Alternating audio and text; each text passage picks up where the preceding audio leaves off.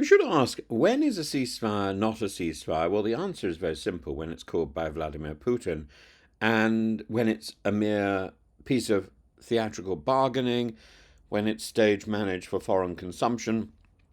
And we saw the ceasefire over Easter, and now there's another one proposed by Vladimir Putin, a 3-day unilateral ceasefire to coincide with the 80th anniversary of the end of World War II, and a move that follows the earlier 30-hour Easter truce. But after nearly 4 years of unprovoked aggression against Ukraine, perhaps longer if you take it back to 2012, as I do, is there reason to believe the Kremlin's latest proposal is sincere, or is it, once again, cynical choreography for Western audiences? Today, I think we should regard this as not a step towards peace, but as a calculated act of propaganda designed to mollify Donald Trump and manipulate international opinion.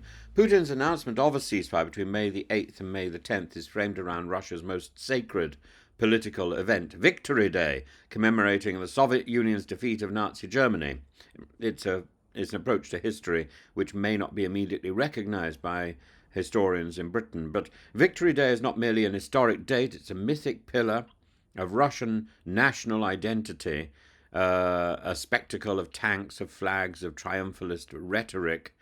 And the ceasefire is therefore less about humanitarian compassion and more about securing a photogenic parade, uninterrupted by the distant thud of Ukrainian drones or the embarrassment of televised missile strikes during Putin's grand pageant.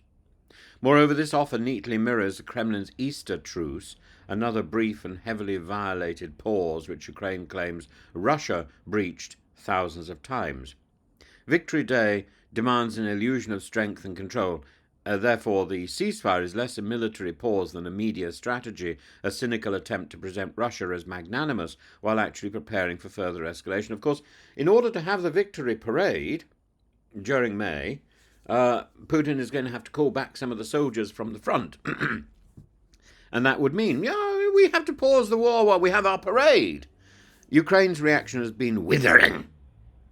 Zelensky has labelled the offer manipulation, a word that cuts quickly to the heart of Moscow's intentions. Kyiv has called not for a 3-day halt, but for a 30-day full ceasefire, an invitation Russia has conspicuously rejected. Ukraine's Foreign Minister Andrei Sybiha has asked the obvious: if Russia truly wants peace, why wait until May the 8th? Indeed, Russia's experience, or Ukraine's experience, of the so-called Easter ceasefire was grim.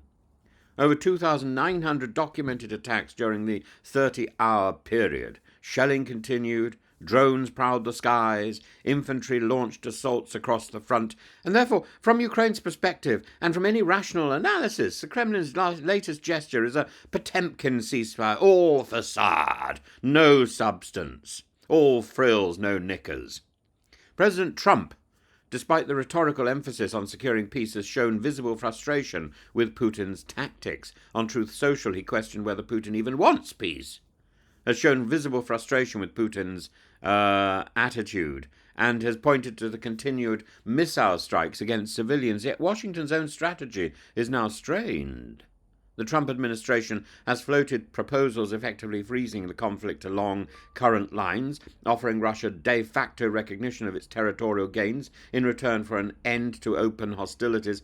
And even this compromised offer was met by Russian intransigence. Foreign Minister Sergei Lavrov reiterated maximalist demands, not only Crimea's annexation, but the full absorption of Donetsk, Luhansk, Zaporizhia and Kherson, conditions Kyiv and much of the international community rightly find unacceptable. Of course, Donetsk, Luhansk, Zaporizhia and Kherson are now defined as part of Russia.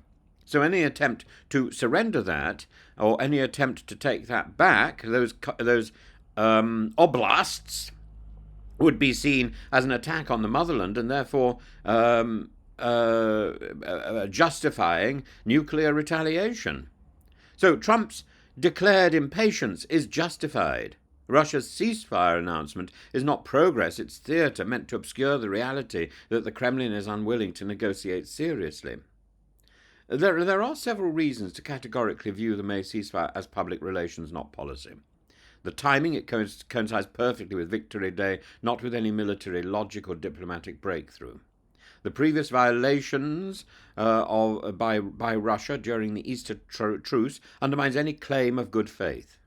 Russia's ceasefire announcement mentions humanitarian considerations, yet ties Ukrainian compliance to vague threats of effective Russian response. There's no neutral body tasked with verifying the ceasefire's implementation, no monitoring mechanism at all, and intelligence suggests Russian forces use such lulls for engineering works, demining, repositioning artillery, and preparing fresh offensives. Therefore, the ceasefire is tactical camouflage. It grants Russia breathing space for both propaganda and practical battlefield advantage. Putin's so-called ceasefires are not bridges to peace, but bridges to further violence. They are devised not to spare civilians, but to spare Kremlin diplomatic embarrassment. To mistake these gestures for good faith would be to compound the West's strategic errors, to believe once more that autocrats can be placated by ceremony and spectacle. And as President Zelensky correctly notes, peace requires not photo opportunities, but an immediate unconditional cessation of hostilities. Anything less is not a ceasefire, it's a performance. And it's Ukrainians who will continue to pay the price for the world's willingness to applaud the illusionist, the illusions of Putin. There is one small measure of hope in the air here, and that is that given the fact that Putin's action now, his second ceasefire, is likely to mirror the first, it means that Ukraine knows exactly how this will play out.